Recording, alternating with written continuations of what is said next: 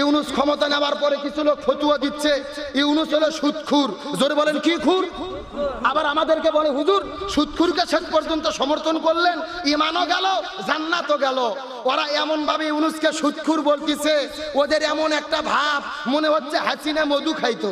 জানেন ইউনূসকে মামলা দেওয়া হয়েছিল, এমনকি শেখ হাসিনা বলেছিল ইউনূসকে পদ্মা সেতুর থেকে ঠুস করে ফেলে দাও। ডক্টর ইউনূসের বিশাল অঙ্কের টাকা রয়েছে।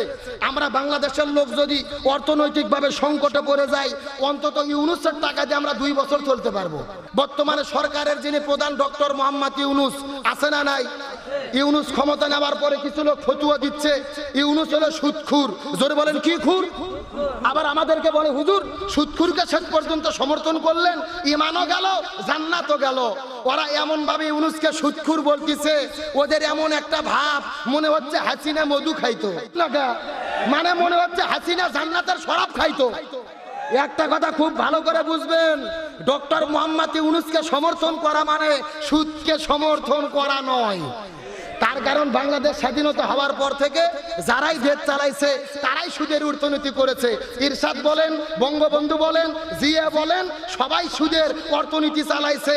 তার মানে একটা কথা পরিষ্কার, সুদ যদি মুক্ত বাংলাদেশ গড়তে চাই, কোরআনের রাষ্ট্র গঠন করতে হবে। আল্লাহর কোরআন বলেছেন আল্লাযীনা ইম্মাক্কান্নাহুম ফিল আরদ আকামুস সালাহ ওয়া আতাউয যাকাহ ওয়া আমারু বিল মারুফ ওয়া নাহাউ আনিল মুনকার। তোমরা যদি ক্ষমতা পাও মুসলমানদের কর্মসূচি 4টা। জোরে বলেন কয়টা? 1 নম্বর তারা জমিনে নামাজ বাধ্যতামূলক করবে, 2 নম্বর যাকাত ভিত্তিক অর্থনীতি করবে, 3 নম্বর খারাপ কাজ বন্ধ করবে, 4 নম্বর ভালো কাজ চালু করবে। তার মানে বোঝা গেল সুদ বন্ধ করতে চাইলে ইউনূসকে বাদ দিয়ে সুদ বন্ধ হবে না, আগে কোরআনকে সংসদে ঢুকাতে হবে। কথা বলেন না কেন? একটা কথা খুব ভালো করে বুঝবেন, লিখে দিয়েছেন আব্দুল সালাম যুক্তিবাদী, যুক্তিতে কিছু কথা বুঝাই।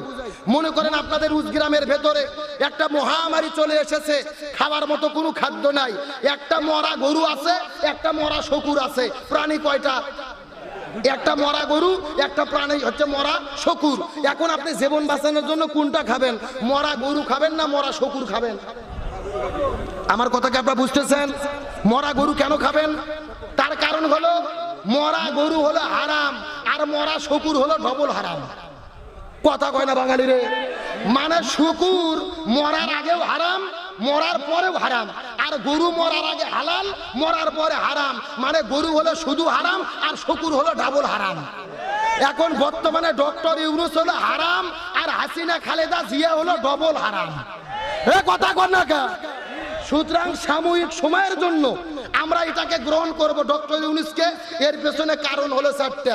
জোরে বলেন কয়টা? আমরা 4টা কারণে ডক্টর মোহাম্মদ ইউনূসকে সমর্থন করেছি।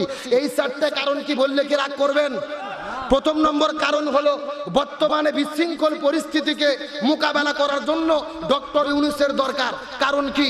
আমরা দেখেছি ছাত্র জনতা যখন বিপ্লব করেছে, এই যে স্বৈরাচার বাহিনীর দোসরেরা এরা কিন্তু বসে নেই, ভারতের র কিন্তু এরা কিন্তু বসে নেই।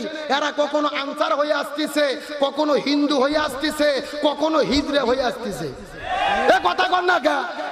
আমরা সর্বশেষ দেখেছি ভারত পানি ছেড়ে দিয়ে বাংলাদেশকে বন্যায় তলিয়ে হাজার হাজার মানুষকে হত্যা করেছে। তার মানে ভারতকে মোকাবেলা করার জন্য বর্তমানে ডক্টর ইউনূসকে দরকার। তিনি সুস্পষ্টভাবে বক্তব্য দিয়েছে, ভারত যদি বাংলাদেশে বিশৃঙ্খলা তৈরি করে, আমরাও ভারতের 7 সিস্টারকে ভালো থাকতে দেব না। আল্লাহু আকবার বলেন। তার মানে বোঝা গেল ডক্টর ইউনূসকে বাংলাদেশের একমাত্র নোবেল বিজয়ী, তাম পৃথিবীর 12 জন শক্তিধর লোকের ভেতরে 1 নম্বর ব্যক্তি, অন্যতম ব্যক্তি। 1 নম্বর সময়ের পরিস্থিতি মোকাবেলা করার জন্য ইউনূসের দরকার। 2 নম্বর কারণ কি? ইউনূসকে সমর্থন করার কারণ হলো ইউনূস হলো হাসিনার দ্বারা নির্যাতিত। আপনারা জানেন ইউনূসকে মামলা দেওয়া হয়েছিল, এমনকি শেখ হাসিনা বলেছিল ইউনূসকে পদ্মা সেতুর থেকে ঠুস করে ফেলে দাও। কথা কন না কে? তার মানে আমরা বুঝতে পেরেছি ইউনূস দিয়ে কোনো কাজ হোক আর না হোক, ইউনূস অন্তত হাসিনার পক্ষে কাজ করবে না। তাহলে 2 নম্বর এই জন্য আমরা তাকে মেনে নিয়েছি। আর 3 নম্বর কারণ কি? 3 নম্বর কারণ হলো ডক্টর ইউনূসের বিশাল অঙ্কের টাকা রয়েছে। আমরা বাংলাদেশের লোক যদি অর্থনৈতিকভাবে সংকটে পড়ে যাই, অন্তত ইউনূসের টাকা দিয়ে আমরা 2 বছর চলতে পারবো। কথা কন না কে? আরে ভাই, পকেটের টাকা না থাকলে ঘরের বউও কথা শোনে না। এই জন্য সময়ের মোকাবেলা করার জন্য, অর্থনৈতিক স্বাবলম্বীর জন্য আমরা ইউনূসকে সমর্থন করেছি। আর 4 নম্বর কারণ হলো, ইউনূসকে কেন সমর্থন করলাম? ইউনূসকে ক্ষমতা দিয়েছি আজীবনের জন্য না, কয়েকদিনের জন্য।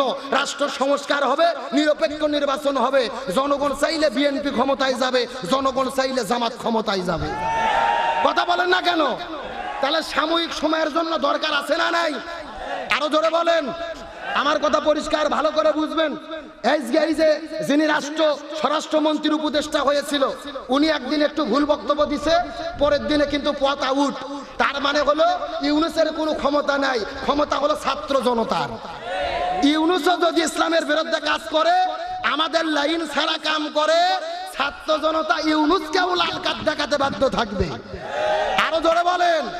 আমাদের বগুড়াতে একটা কথা আছে, একটা মানুষ, তার বাড়ির একটা কাজের কর্মচারী আছে মহিলা, ও কাজে ভুল করছে, ঠাস করে গলদ একটা চল লেগে দিয়েছে গালের ভেতরে, পাশে বউ দাঁড়িয়ে ছিল।